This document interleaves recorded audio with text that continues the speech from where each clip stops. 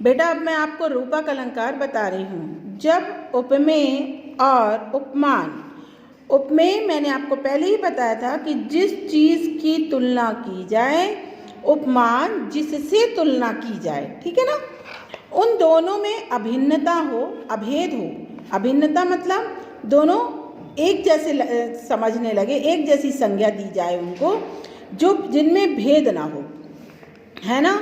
तो वो जब ऐसा कहीं भी होता है तो उसे रूपक अलंकार कहते हैं। जब भी किसी काव्य में ऐसा कोई पंक्ति आती है, ऐसा कोई छंद आता है जो एक दूसरे की तुलना न की जा सके, वो एक जैसे मान लिए जाएं, है ना, तो वहाँ पर रूपक अलंकार होता है। जैसे देखिए, चरण कमल बंदाओ हरि राई, है ना। तुलसीदास जी कहते हैं कि चरण कमल बंदो हरिराई, अर्थात रामचंद्र जी के जो चरण हैं उनको उन्होंने कमल की संज्ञा दे दी है।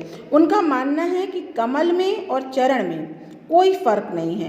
क्यों? क्योंकि रामचंद्र जी के जो चरण हैं वो कमल के समान कोमल हैं। इसलिए वो कह रहे हैं कि मैं कमल की वंदना करता हूँ तो मुझे ऐसा लगता है कि मैं भगवान श्री रामचंद्र के चरणों की वंदना कर रहा हूँ। तो इसमें यही बताया गया है कि चरण जो है वो कमल के समान है। तो उपमेय में उपमान का आरोप है, यानी उपमेय और उपमान एक जैसे प्रदर्शित किए गए हैं, ठीक है ना। तो जब हम मान लें कि ये चीज़ जो हमारे सामने है वो बिल्कुल सामने वाली चीज़ से के बराबर है, इक्वल है, तो वहाँ पर जो होता है वह रूपक अलंकार होता है, ठीक है ना बेटा। फिर आता है उत्प्रेक्षा। ये जितने भी मैं आपको बता रही हूँ ये अर्थालंकार है, ठीक है ना। जहाँ उपमेय में उपमान के होने की संभावना का वर्णन हो वहाँ पर उत्प्रेक्षा अलंकार होता है।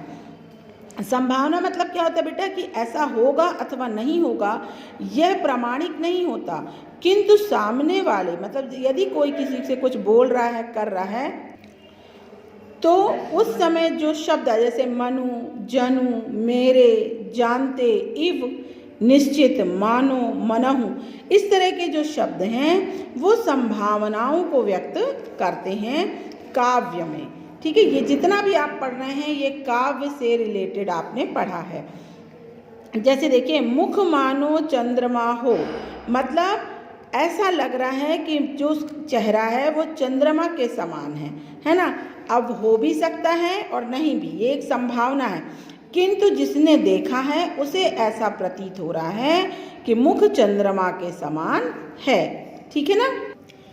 सिर फट गया उसका वहीं मानो रंग का घड़ा हो, है ना।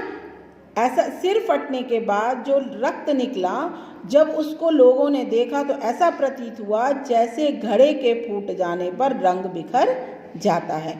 तो ये क्या है? एक कल्पना है, एक सोच है ना, ऐसी संभावना है, ऐसा हुआ है अथवा नहीं हुआ, इसकी कोई प्रामाणिकता नहीं है। तो ये क्या कहलाएगा? आपका उत्प्रेक्षा अलंकार, ठीक है बेटा। अब आइए अतिशयोक्ति। अतिशयोक्ति मतलब किसी बात को इतना बढ़ा चढ़ा कर बोलना कि राई का पहाड़ बन जाए, मतलब कोई बात छोटी सी हो लेकिन उसको इतनी बड़ी कर देना कि ऐसा लगे कि ये बहुत ही भव्य है, तो वो अतिशयोक्ति अलंकार होता है। जैसे देखिए, बढ़ी अचानक नदी अपार, घोड़ा कैसे उतरे पार, राणा ने सोचा इस पार, तब तक चेतक था उस पार, है ना। अब इसका अर्थ क्या होता है कि नदी, बहुत बाढ़ आई हुई है नदी में और राणा जी सोच रहे हैं कि मैं चेतक को नदी के पार कैसे ले जाएं। वो सोच ही रहे थे कि लेकिन जब उनकी सोच खत्म हुई, उन्होंने देखा कि वो नदी पार कर चुके थे। तो ये जो है बेटा, यह अतिशयोक्ति अलंकार है। जैसे हनुमान की पूंछ में लगन न पाई आग, लंका सगरी जर गई, गए निशाचर भाग।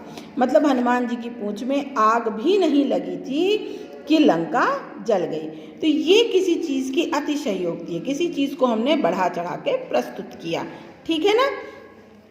फिर आपका आ रहा है अन्योक्ति। अन्योक्ति मतलब होता है इनडायरेक्ट बात करना, किसी से सीधी कोई बात ना कहकर हम किसी दूसरे माध्यम से किसी दूसरे तरीके से जब कोई कटाक्ष करते हैं, किसी को कोई जैसे अपन कहते हैं ना कि टॉन्ट मारना, तो वो करते हैं तो वह अलंकार कहलाता है अन्योक्ति। जैसे देखिए, माली आवत देख के कलियन करी पुकार, फूले फूले चुन लिए कली हमारी बार। इस उदाहरण में जो वृद्ध जन है, जो हमारे बुजुर्ग हैं, वो आज के युवा पीढ़ी से कह रहे हैं कि आज आपको हमारी आवश्यकता नहीं है, आज आपने हमारे अनुभव को लेने की आवश्यकता नहीं समझी है, आज आप उन्हें ले रहे हैं, आज आप उन्हीं युवा वर्ग को ले रहे हैं जिनके जो अनुभवहीन तो हैं किंतु आप उससे अपना स्वार्थ सिद्ध कर सकते हैं। तो वृद्ध जन ये कह रहे हैं कि आज हमारी जो इम्पोर्टेंस है, आज हमारा जो महत्व है, वह आपकी नज़रों में समाप्त हो गया है।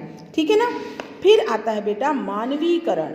जब प्राकृतिक चीज़ों का, प्रकृति की तुलना मानवीय भावनाओं से की जाने लगे, मतलब जो प्रकृति है उसका जो जब हम उसके बारे में वर्णन करें तो वो मनुष्य के स्वरूप में करें।